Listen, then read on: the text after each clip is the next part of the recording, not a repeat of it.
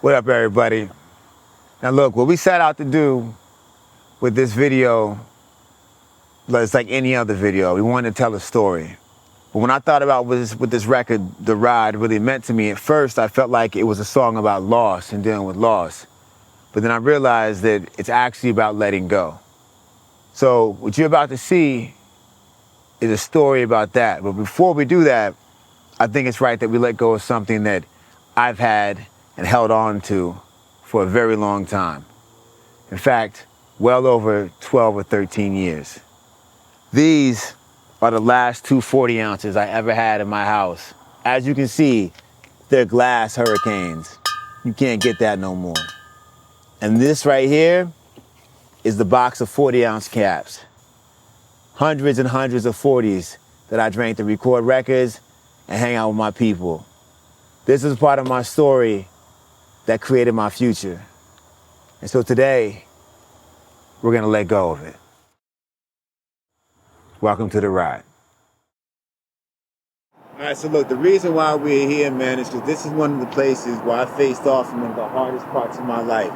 It's Richmond City Hall. These assholes, Department of Utilities, the Public Utilities, DPU, they cut my water off over and over again, or I'd be this close to getting it cut off because I was so damn broke, chasing this dream and doing whatever I had to do to get my life together and get right and chase this and make it real. That like, I'd be on the phone with them and they'd be like, unless you come in and try to make a payment plan or something, we're not gonna let you keep your water on. And sometimes it come down to the last day. Me and he would walk down this block right here and go in that building and deal with whatever attitude and bullshit they had, and just to get a chance to keep things going. And the reason why I wanted to be here, truthfully, is because this was desperation, man. Every single day, my heart would break when I had to face myself and realize how much I was a fucking failure according to society. But to me, it was all part of this journey of success. You know what I'm saying? I ain't been laying on my bill forever. So fuck them, fuck that. If we don't talk about it, what's the point? I'm not afraid to admit I done been through some shit. Sometimes it seemed like the only reason that I even exist. It's hard to keep learning, my tide keep turning. I know I never do it, but I still consider it. And in my life, I walk a road pulled tight, and most don't get it. They say you're so creative, they keep me motivated. Little do they know inside my mind I got these ideations. I know I ain't the only one, I'm just a lonely one. And yeah, I thought about it, but I never got help. Instead I hid it in my music just like everything else. I don't want no one to worry about me hurting myself. Every song is like a scar, it's proof that I done healed, but I know someone is listening and I know just how they feel. So put your hand up, cause you made it through the day. But if you make it through tomorrow, you don't think that things will change, so keep your hand up. If you're still afraid to break, cause you know that when you do, you won't believe the shit you say. Now raise your other hand. If you're not afraid to die, you're just afraid that you will live with all the shit that's on your mind. Keep your hands off the wheel and enjoy the ride. Even though you're not okay, you're doing just fine. So what we have here is a very important place. My man Kenny Mutter took a picture of me when I headlined this venue right here, the National. Open for Snoop Dogg. I sat on that corner right there in the car with Heed, and it was like surreal because the challenge was, can you take the contract and can you sell the tickets and can you make this into something? Because nobody had done something like this. And only 2 people believed in me, besides myself. Heed and my brother Freeze, man, rest in peace. I texted him right when I was sitting over there and I was like, yo, it's on. And he's like, if anybody can do it, it's us. And you know, this is just another thing where for me to be successful and for me to grow as a person, I often had to let go of the people who doubted me or the circumstances that made me feel like I was less than anybody else was, because I didn't fit in. Not that I wanted to, but nobody liked the way I looked and I didn't have a popular vibe. And you know what I'm saying? There was just a lot of negative energy, but I overcame all that by letting it go. So if you out here too, you going for yours, man, it ain't about what people say you can't do, because most of them probably never did the shit themselves anyway. What it's about is the fact that you believe in yourself enough to fail, because that's the first step to success. Oh, and I didn't fucking fail either. I sold like 80-something tickets hand to hand. We did that. And I came back and rocked this bitch 11 more times. Remember that. History. I'm gonna tell y'all, where we are right now is a very important place. It's Strange Matter, y'all.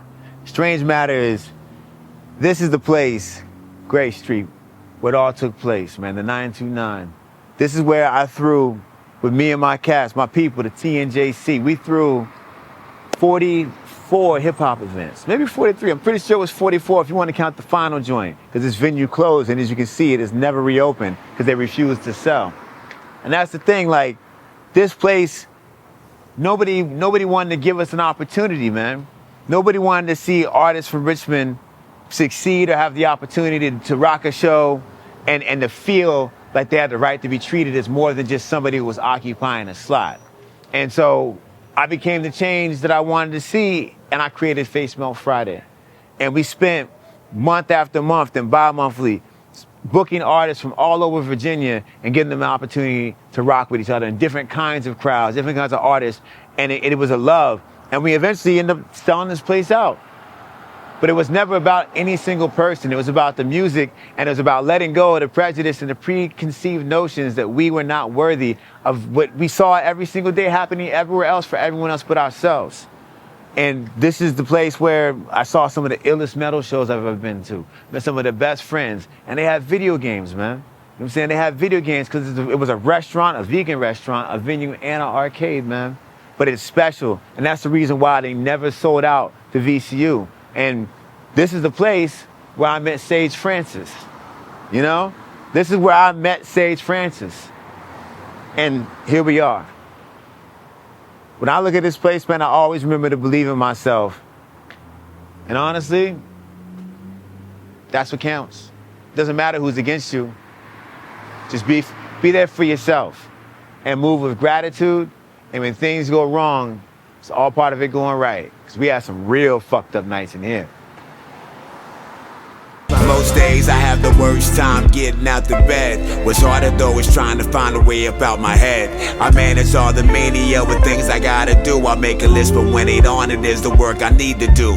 This writing keeps me going. It's been so many years. If I didn't have this music, I don't think that I'd be here. I may teach a class, spend some time with my half, but instead I feel so empty. I swear that I'm forgiven, but I can't seem to forgive me. Yet I make a living, pretending it's the ending. It's usually the beginning. One time somebody told me this is all just an illusion. An artist working on this is an overdrawn conclusion. Pursue that happiness is a choice, not the choosing. That's the reason that this winning now feels just like the losing. And man, that one's a doozy. A workout to a movie. If they ask me how I'm doing, I just tell them what I'm doing. So put your hand up, cause you made it through the day. But if you make it through tomorrow, you don't think that things will change, to keep your hand up.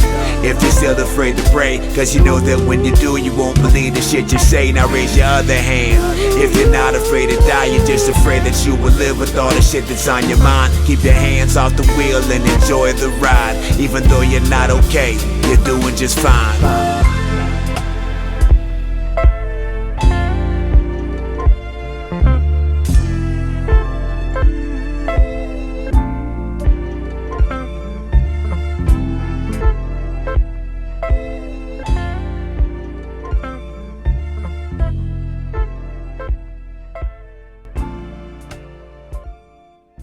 Alright, so look, you know, when you shoot a video or something and you make art and all that shit, you like to take a lot of big risks because you gotta wonder if people will be able to interpret what you're doing. So this might look like a parking lot to any other person, but this right here, this is where I motherfucking suffered. This parking lot at Regency Square Mall in fucking Richmond, Virginia, or Henrico County, Virginia, whatever you want to call it, you know how it goes. I worked 11 years in the GameStop in this motherfucking place. 11 years. You know what I'm saying? From all sorts of managers, including my brother Suit, you know what I'm saying, who passed away, rest in peace to him. But let me tell y'all something. This parking lot, this very spot, is where I came out of that fucking building and also parked on my way in. And I stood here, broke as fuck, depressed with nothing, with no chance of getting out of my situation, behind on my bills, feeling like my job made no sense except for the fact that I loved what I got to do because I got to hang out with people and talk about something I was passionate about. And this is the place where I would park my fucking car, my BlackLiq as we called it. Both front doors on the joint were broken. I used to hop over the front seat into the back. It was an 88 DeVille. And I climb out the back seat and go in this fucking place to work some stupid ass shift. I leave oil stains in this parking lot. and I come out every night at the end of my shift thinking, how the fuck am I gonna make it? Sometimes my gas tank was so low that I'd walk down through the parking lot across the street because I couldn't drive to the food line to get 40s. I stood right here when Freeze came and he told me, yo, you're gonna do something big with this, you know what I'm saying? This is some grown man black liquid you just gave me. And then he looked at me and he told me, I'm about to get locked up though, I know they coming from me and the people's is watching me. And I was like, how you know? And he's like, when you know, you know. He was locked up in about a fucking month from then and he did years off that shit. Rest in peace to Freeze, man. You know what I'm saying? This is the place where my life became what it is and I faced the greatest level of desperation, but also I was inspired every day to keep going, yo. And I was scared to come here the last time I even came near this place, but I'm glad that I faced it because this is something I've carried with me forever, and I always said I wouldn't come back to this fucking place until I was successful, until I had made it. And then I realized that the moment I left, I did. So here we are, yo. I'm a free slave. So put your hand up, cause you made it through the day. But if you make it through tomorrow, you don't think that things will change, to keep your hand up. If you're still afraid to pray, cause you know that when you do, you won't believe the shit you say. Now raise your other hand. If you're not afraid to die, you're just afraid that you will live with all the shit that's on your mind. Keep your hands off the wheel and enjoy the ride. Even though you're not okay, you're doing just fine. Look at that.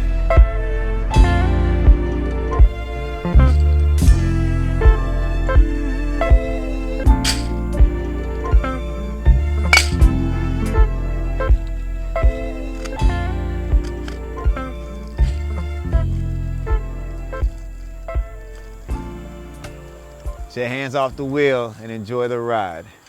Because even if you're not okay, you're doing just fine.